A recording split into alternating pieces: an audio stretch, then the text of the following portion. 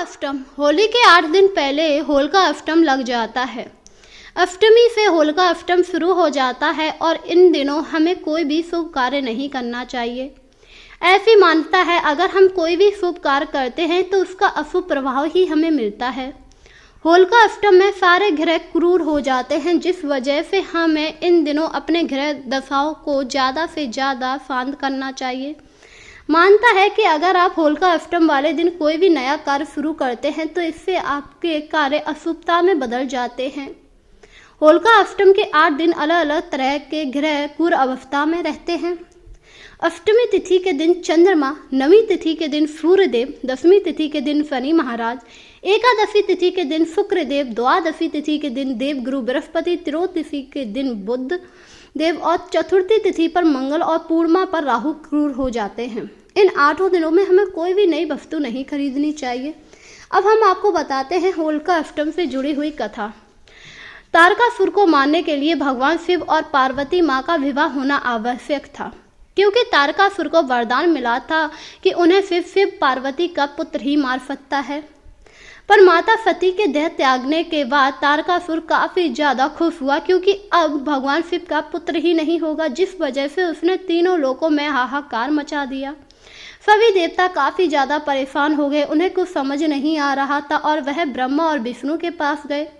तब ब्रह्मा विष्णु ने कहा है कि आदि देवी ने नया जन्म ले लिया पार्वती के रूप में, पर अब पार्वती माँ को शिव को मनाना होगा, क्योंकि सती के वियोग में शिव जी समाधि में लीन हो गए थे और उन्हें कोई भी जगा नहीं पा रहा था। स्वयं पार्वती ने भी शिव जी को जगाने का काफी प्रयास किया, पर वह इसमें असमर्थ हो गई। ये सब सुनकर देवता काफी ज्यादा परेशान हुए और उन्होंने विष्णु भगवान से इसका उपाय पूछा। तब विष्णु भगवान ने कहा कि अगर भगवान शिव को जगाना है तो हमें रति और कामदेव की मदद लेनी पड़ेगी, क्योंकि एक वही ब्रह्मांड में है जो शिव जी को अपने तीर धनुष से जगा सकते हैं, अन्यथा उन्हें कभी भी समाधि से जगाया ना जा सकेगा। यह सुनकर सभी देवी देवता रति और कामदेव के पास पहुंच गए। जब कामदेव को पता लगा कि उन्हें ये पुण्य कर्म करना है तो वह मान गए और शिव जी की समाधि भंग करने के लिए वहां पर नृत्य करने लगे। रति कामदेव नृत्य कर रहे थे और शिव जी पर अपने प्रेम की बाणों की बरसात कर रहे थे, पर गलती से एक बाण उनके त्रिनेत्र पर लग गया, जिससे शिव जी का तीसरा नेत्र खुल गया और कामदेव भस्म हो गए। कामदेव को भस्म होता हुआ देखकर रति काफी ज्यादा दुखी हुई और रो रो कर बुरा हाल हो गया। उन्होंने शिव से इस बात के लिए क्षमा भी मांगी और कहा कि वह उनके पति को जीवित कर दे, पर शिव जी नहीं माने।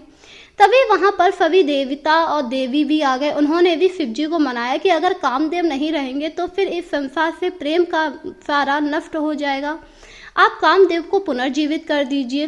बताया जाता है शिव जी को मनाने में 8 दिन लग गए थे, जिस वजह से होलिका अष्टम वाले दिन हमें 8 दिनों तक कुछ नहीं करना चाहिए, क्योंकि होलिका अष्टम के वो 8 दिन वही थे जिसमें शिव जी को मनाने में लगे थे। शिव जी जब होली वाले दिन माने तो उन्होंने कामदेव को पुनर्जीवित होने का आशीर्वाद दिया और कहा द्वापर में श्री कृष्ण के पुत्र के रूप में ये जन्म लेंगे, जिससे रति काफ़ी ज़्यादा खुश हुई और वहाँ से चली गई। बताया जाता है इसीलिए हमें होलिका अष्टम के दौरान कोई भी शुभ कार्य नहीं करना चाहिए। हमें इन दिनों श्री भगवान विष्णु और नरसिंह अवतार की पूजा करनी चाहिए, हनुमान जी की पूजा करनी चाहिए, इसी के साथ महामृत्युंजय मंत्र का जाप करना चाहिए, क्योंकि यह 8 दिन बहुत ही बेकार माने गए हैं। कहा जाता है जिसके ग्रह नक्षत्र खराब चल रहे होते हैं उन पर होलिका अष्टम का प्रभाव ज़्यादा होता है, जिस वजह से उसे ज़्यादा से ज़्यादा भक्ति में लीन रहना चाहिए, जिससे उसके ग्रह नक्षत्र सही हो सके।